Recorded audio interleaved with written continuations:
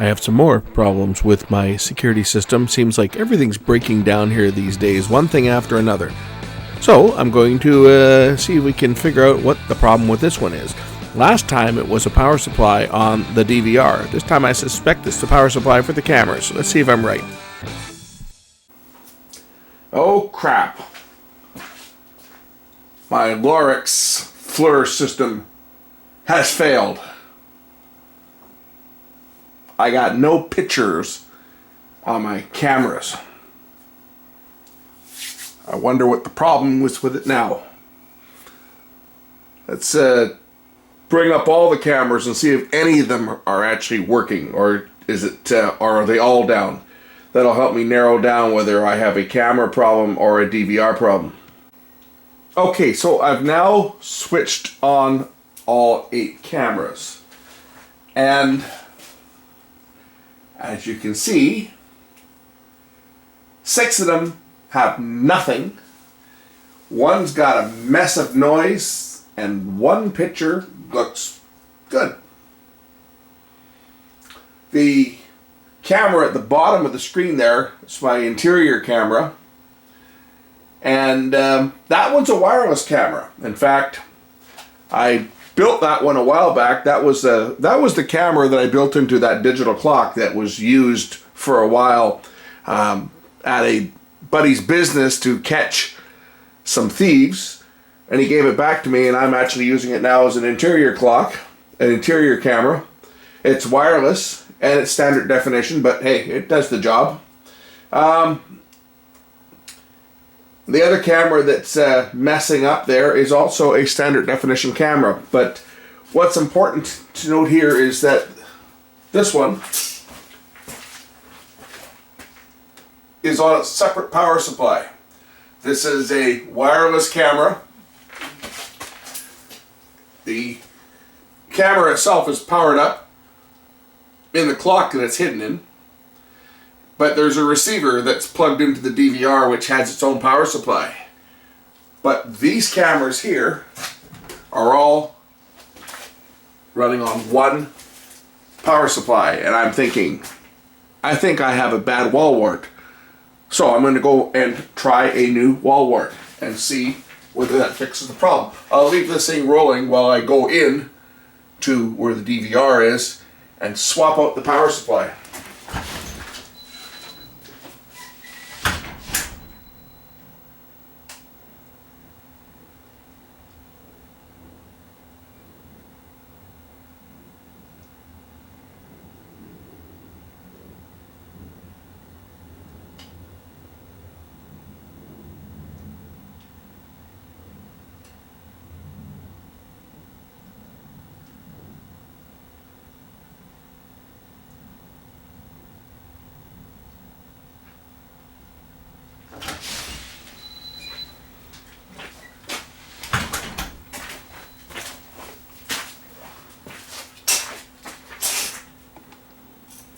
There's the problem.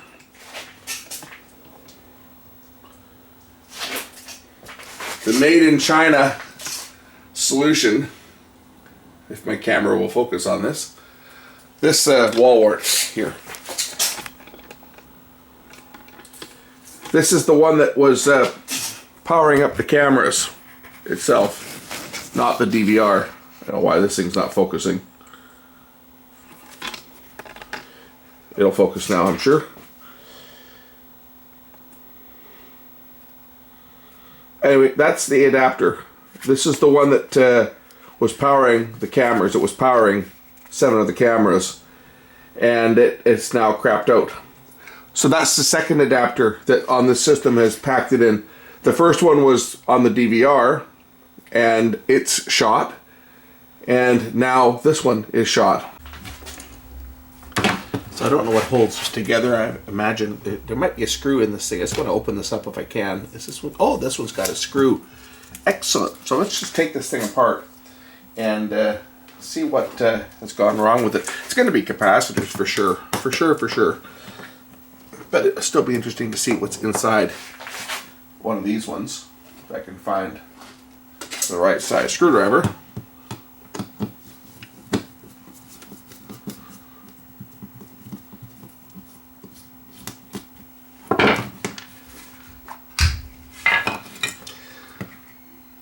So there it is.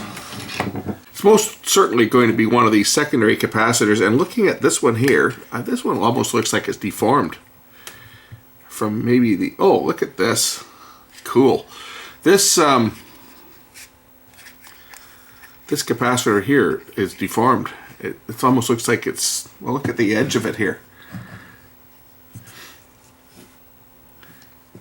Now, I wonder if that was, it looks kind of like that was from the wires here, the power wires squeezing against the capacitor, squeezing it, and it's dented it, looks like. I wonder if I can get this thing out of this cabinet. They've got it kind of glued in place.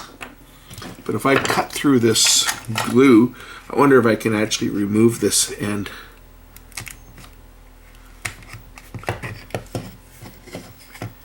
And we'll replace this cap and see whether it works. I'll take it back and plug it into the cameras again when I replace this cap and see whether the cameras will work with it. I bet you that's all it is this one capacitor has gone bad.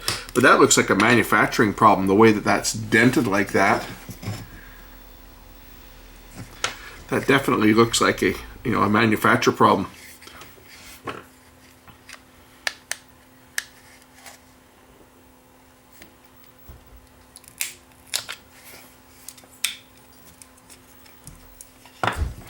So there's the board out. Let me just heat up the soldering iron and we'll pull that cap out. I bet you that's all that's wrong with it, is that one cap. Now you can really see it from this angle here. This capacitor has severely deformed.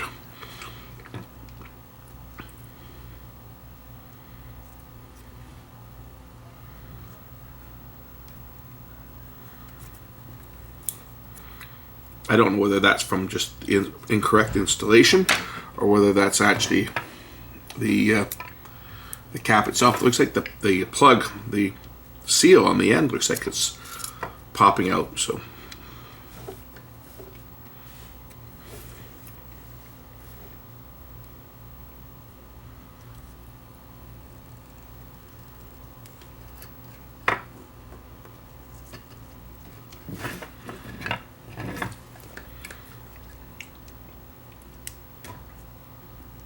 oh, it was glued in.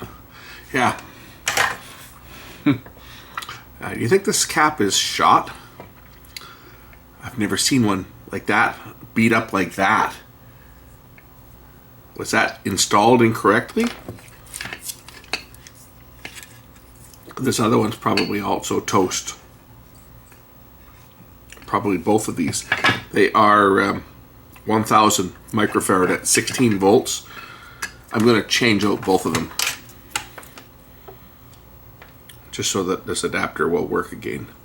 Not that I need another adapter, I've got plenty of these things, but what the heck, eh? Just for the sake of fixing it. We'll test the ESR on this one, see if this one here has gone bad as well. I bet you that both ESR is bad on both of them, I bet. Well, one of them is, one is completely shot, it's all bent. Zero the meter out. 0.04. For 1000 microfarad at 16 volt, 0.09 is a good cap. So this is actually good.